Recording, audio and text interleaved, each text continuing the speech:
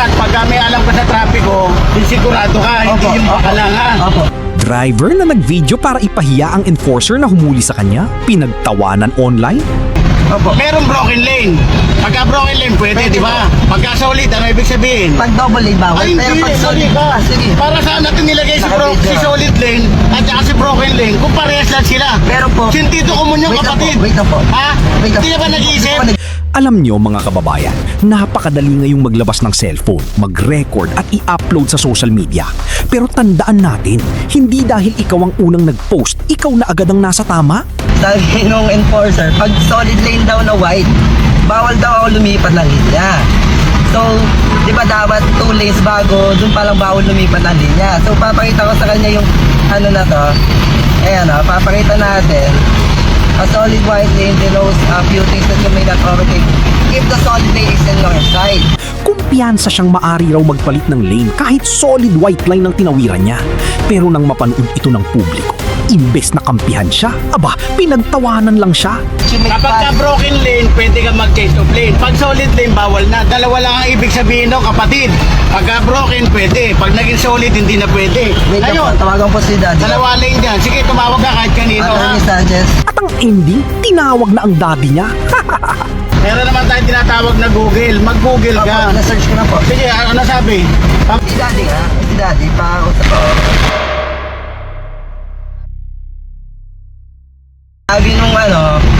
Sabi nung enforcer, pag solid lane daw na white, bawal daw ako lumipat ng linya.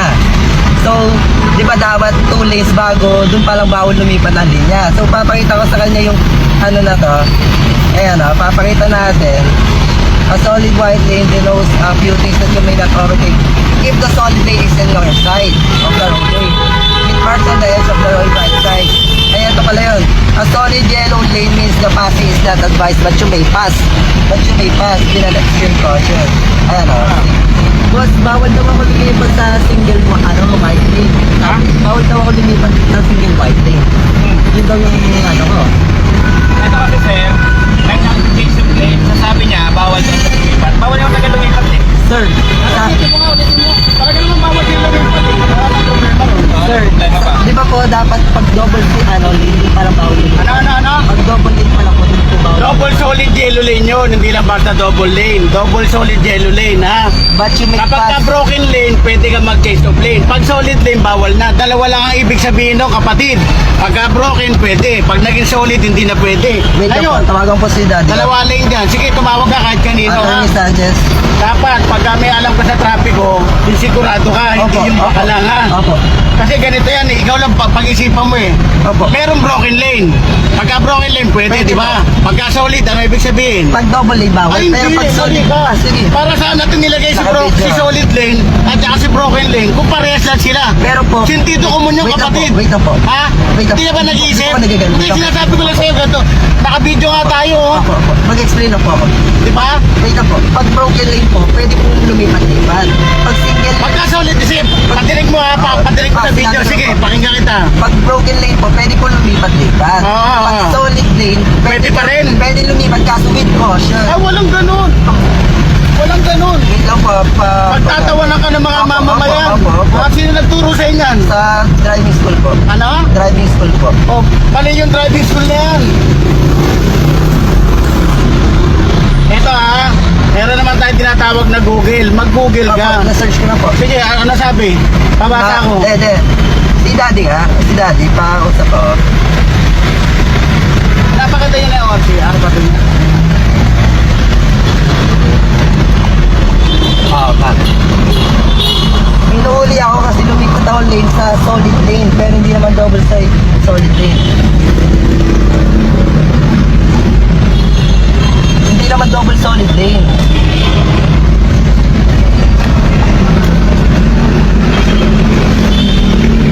Pero hindi ka pwede palipat pero with caution pwede. Sa Manila, dito sa sa Evangelista recto to, kapatid. right to. Oo. Hindi, enforcer. Bale sa'yo, ang nalalaman mo, pagka broken lane, pwede lumipat. Pero kapag ka solid lane, pwede pa rin lumipat. Bawa natapos na yung solid lane, di ba? Yung natapos na yung broken lane at solid lane na, pwede pa rin lumipat. Yun ang pagkakaalam mo. Caution po. Hindi naman po, hindi naman po kasi ako Kapag ka solid lane, ganito ako magtuturo sa'yo ng tama Kapag ka sinabing solid lane na, changing of lane is prohibited. Sana po kasi sinabi na po. Nakita na po, Bakit sisisi mo na ako sa enforcer? Hindi po. Nakasenyas na po. Napaniwala na kita sa sinasabi ko ngayon naman, dapat. Hindi po, ayan po. Patingin na kasi, patingin na. What does single solid lane mean?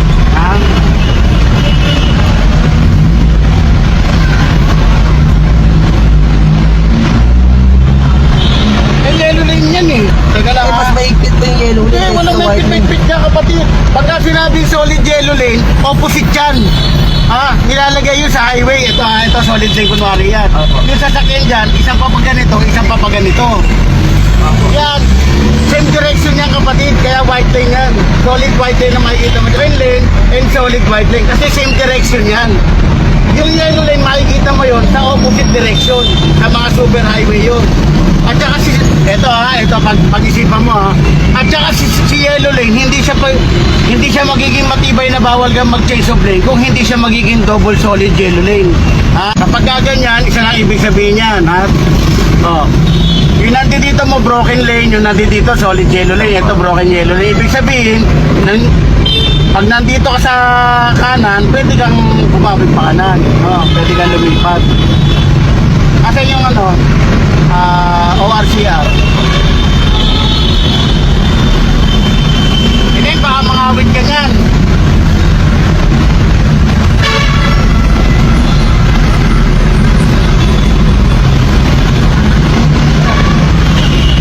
Ayun naman nag-video yun.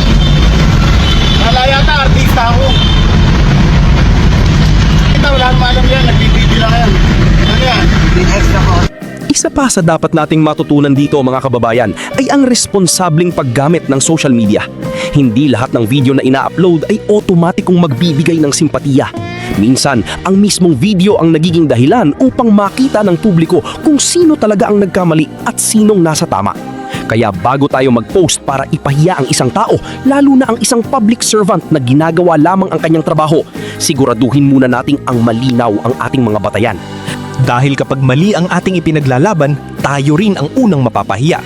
Saludo ako sa mga traffic enforcer na ganito mga kababayan, profesional at ginagawa ng maayos ang kanilang tungkulin. Kung may pagkakamali man ng isang enforcer, dapat itong itama sa tamang proseso.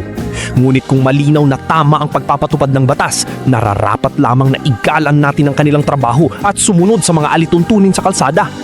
Ano ang inyong opinyon? Ibahagi sa comment section. At kung nagustuhan ninyong video, huwag kalimutang mag-like, mag-subscribe at i-click ang notification bell. Maraming salamat sa inyo!